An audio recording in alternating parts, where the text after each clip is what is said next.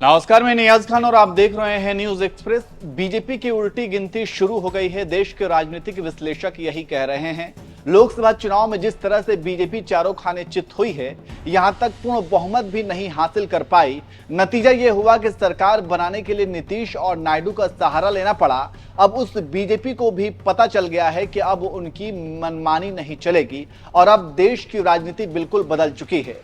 इसी साल 4 राज्यों में चुनाव होने वाले हैं, लेकिन बीजेपी के डर का यह आलम है कि महाराष्ट्र और झारखंड दोनों ही राज्यों में अभी तक चुनावी तारीखों का ऐलान नहीं किया गया है। वहीं यूपी में भी उपचुनाव की तारीख का ऐलान नहीं हुआ है। इससे पता यह चलता है कि बीजेपी कितनी डरी हुई है। वहीं दूसरी तरफ राहुल गांधी हैं कि लगातार बीजेपी को सदन से लेकर संसद तक घेर रहे हैं। इसी बीच कांग्रेस के राष्ट्रीय अध्यक्ष मल्लिकार्जुन खड़गे ने राहुल गांधी के पिता और पूर्व प्रधानमंत्री राजीव गांधी का पुराना एक पत्र पढ़कर सबको सुनाया है और प्रधानमंत्री मोदी की उस पत्र के माध्यम से आलोचना भी की है।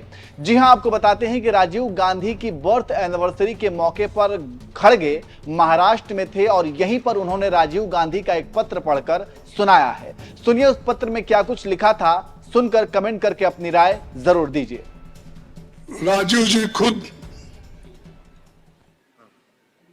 28 दिसंबर 1985 को कहा था, अभी हमारे लिए विश्राम का समय नहीं है।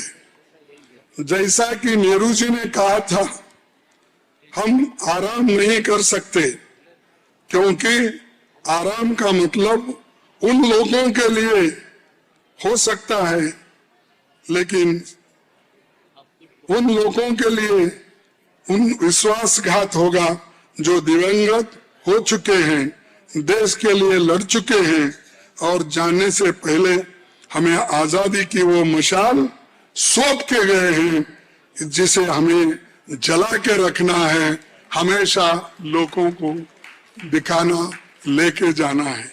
ये जो शब्द है नेहरू जी के है, इसका कोट 85 में इसी मुंबई में राजीव गांधी ने किया था।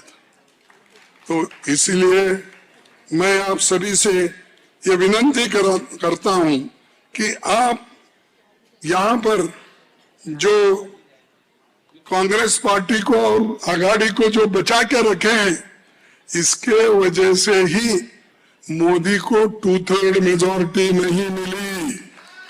अगर 2/3 मेजॉरिटी मिलती तो संविधान बदलाव के तरफ जाते, उससे रोका।